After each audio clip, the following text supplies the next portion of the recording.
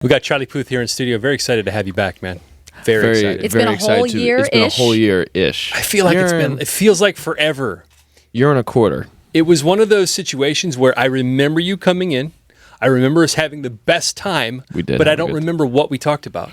At all. We talked about all the classic stuff like, what was it like to write "See You Again"? And did you cite your musical influences? We cited my musical influences, which have changed since then, because this new album is going to be completely different. I was actually in the middle of making the album when I was with you guys last time. Okay. Well, did the news not just come out today that "See You Again" now the most viewed video on YouTube? Yeah, which is kind of crazy because I remember in 2007 I wanted to, and I just wrote this on Twitter this morning too, I wanted to put a video up that would reach 10,000 hits. Right. Now.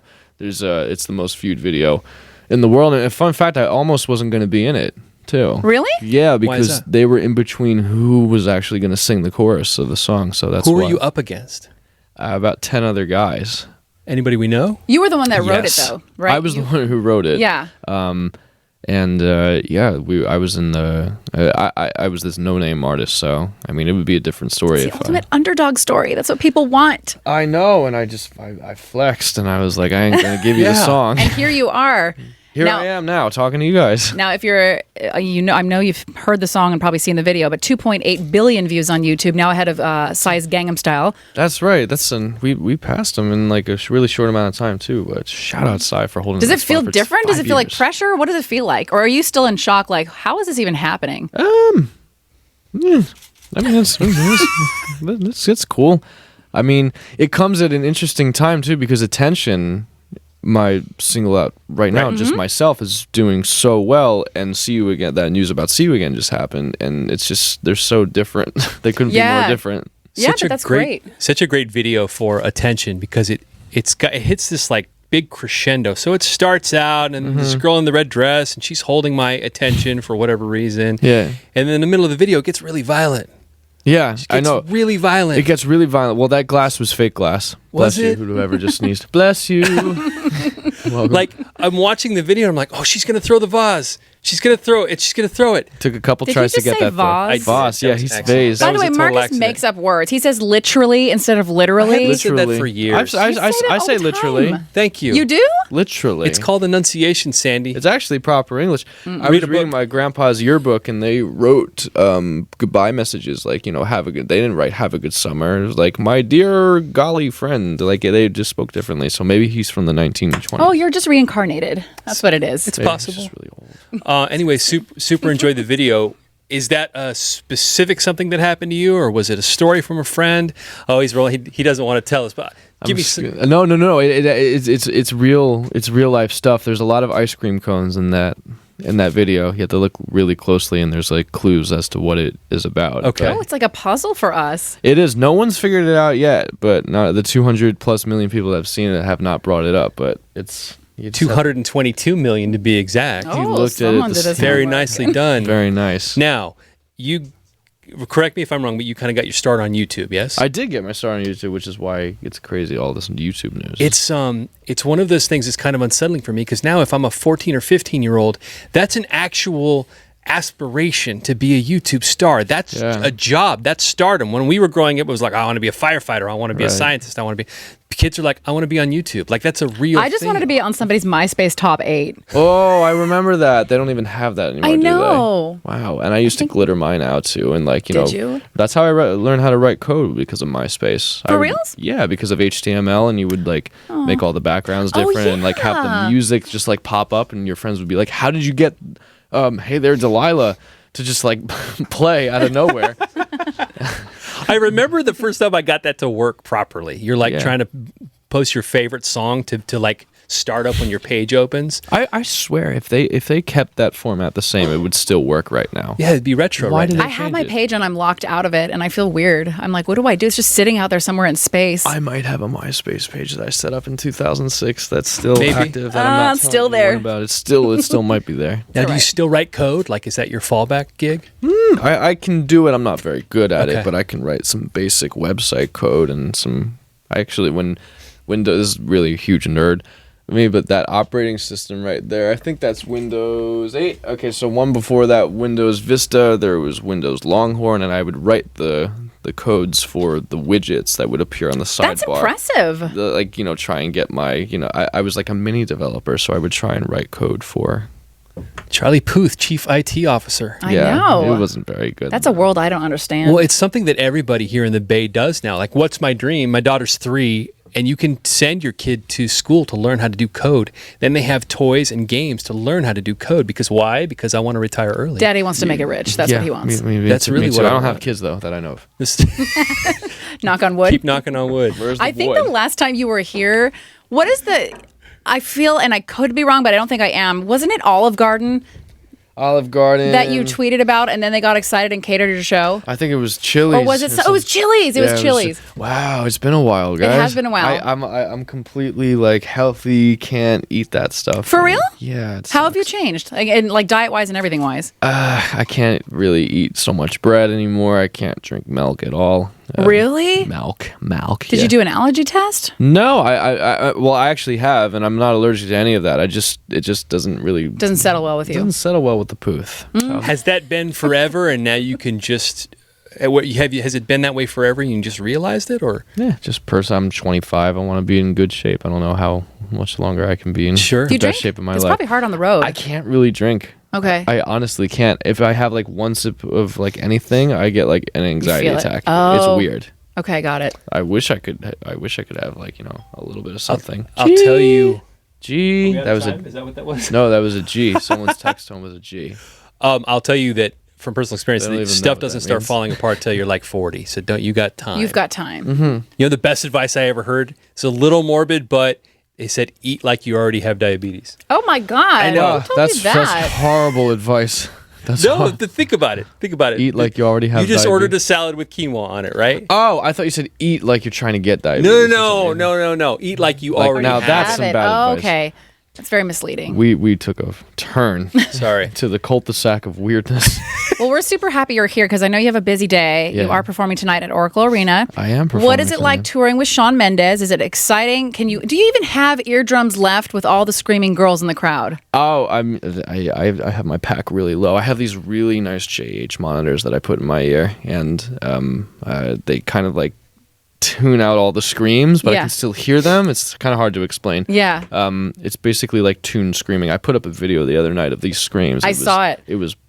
It's got to be deafening. It is deafening. It's crazy how it's a force loud of its these girls own. Screams. It is. And Shawn, they scream louder, which is crazy. So, but no, we do well. Shawn's the best. What is it like for you? Because based on like kind of where you started, looking out at the Coliseum full of people, what goes through your head at that moment, seeing the full stadium? I want to, I want to do this for the rest of my life, I think, and I want to, produce records, and I want to write the soundtrack to all these girls and guys' life. That actually means more to me than performing for them and making it all about myself. I want to make the record that they can listen to in their Chrysler PT Cruiser, and while they're driving down the highway in some traffic or something, like Attention or some other record comes on, and it just like makes their day better because they're in traffic or something like that. That makes me happier doing that. That's sweet. Is there anybody that has come to one of your shows that has made you nervous, be it either someone famous or someone that you looked up to, or an ex, or?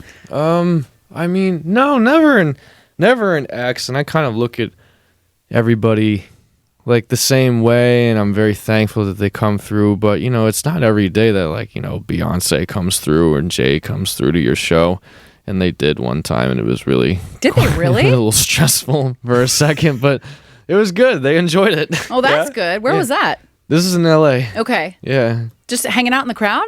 No, hell no. They were up in somewhere. Their own Pope mobile. Yeah. With covered bubble.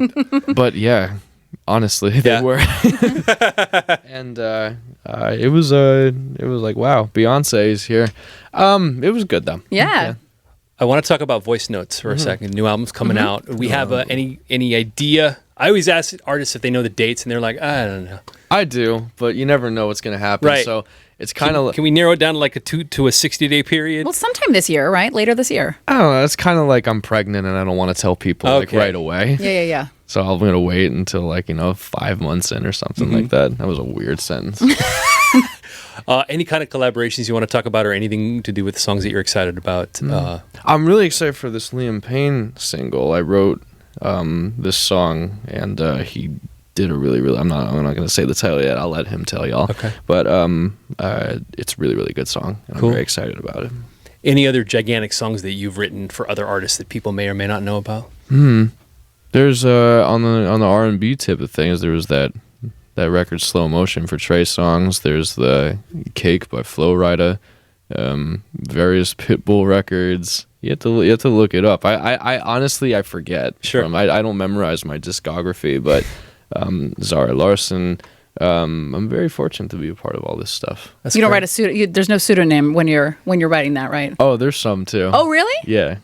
Why do people do that? Just She's like a fake name that you sign on the on. Yeah. when you remember write a Taylor song? Swift did that with the Calvin Harris I song? didn't even think. Yeah, Wow. she did. Because sometimes it just doesn't. Maybe you were promoting something of your own record, and you're doing it for a big artist. And you don't want it to overshadow your record. Maybe not the case for Taylor, but for Taylor, maybe she just wanted stay. Ghostwriting names. Yeah. It's cool. I feel like we got a little behind the scenes there. It's neat to learn that kind of Yeah, stuff. kind of sounds like her melody too when you think about it. This Yeah. is what you. How many songs did you write for the new album, and versus how many are making it on there? I probably wrote like 30, and I've narrowed it down to 12. Yeah. I'm producing the whole record, so it's like it's stressful at times because I have to like mix it too. Like Attention was mixed by me and Manny, so it's up to me to finish it. So it gets a little stressful sometimes, but it sounds. But when you're good, the you're best. good. I wouldn't say that, but I mean, but thank you. Real quick, and this is completely nonsensical, but give me some of like your favorite scents. What are your favorite smells? Something that reminds you of home. That's an amazing question. Joe Malone. Yes. Amber oil, dark amber oil. The smell of the the Pacific Ocean. I mean, just diptyque smells. I love smells. Yeah. Smells are everything. Smells can write a song. I love vanilla, cardamom, and then on the Joe Malone tip, because do you wear Joe Malone or do you just? I'm not right now. I'm wearing some diptyque joint right now, Okay. but I love Joe Malone. I love Joe Malone because my wife and I can wear it. Like she has her scents, and then I have mine. And sometimes we mix and match. She taught me how to put it on, and I should do a video this one time. But you're supposed to like spray and then step through. Oh yeah, I don't do that. I kind of feel like a runway model when I do. I do the Uber. I just. I do the taxi cab. And then the weirdest snack that you just love. You ever put anything together on your own? Where By you're the like, way, it is Slurpee Day at 7-Eleven. Yeah, because it is? Well, it's Yeah. 7-Eleven, Get so your they're free giving away Slurpee free today. Slurpee. Yeah, And if they know who you are, we've you know been you're talking gonna about get a big food one. all morning. I can't go to things like that I anymore. know. Now you're healthy. You can't do that. Well, I'd get mobbed too. It Oh, that's sucks. true. But yeah, healthy. Snacks. I love those Keebler Elf cookies, but what sucks about them is that it's not like Nabisco where they have the easy close thing. You have to like get a separate Ziploc bag, and it's really. I think much it's work. personally, I Life's think it's hard. rude. Anybody that serves stuff in those bags that doesn't have a resealable. Or- Anytime you have to pull a clip, Exactly. Or people who put it in a glass bin and like put it near the sun, and it's all your Yeah. delicious Thin Mints are melted, Yeah, and it's yeah, like, yeah. why am I even over at your And you house? get a I don't blob. even like you. You Charlie asshole. Puth. Appreciate you coming through on with Thanks. Shawn Mendes tonight. Yeah. Oh, did you ever find anything cool to eat in Oakland? By the way, No, saw the tweet. No, I didn't, but I'm gonna. That's go your on next search for step. that. That's the next step. Next yeah. adventure. there's Well, a I'm talking about place food today. near the Fox Theater, and I wrote it down. It's called Make Westing. It's a bar, Make Westing. and they have ribs made with Hennessy barbecue sauce. Oh my god! And then they do an oxtail sandwich. It's about the best sandwich I've ever had in my life. Everything I can't eat. I'm sorry. I just had to put that out there. That'll be your cheat day. Thank you. Well, it's Sunday, so Song on the radio is called Attention. The new album, Voice Notes, due out some point this year, man. yeah. Dude, we love having you. Thank you, Charlie. Thanks for having me again. Absolutely.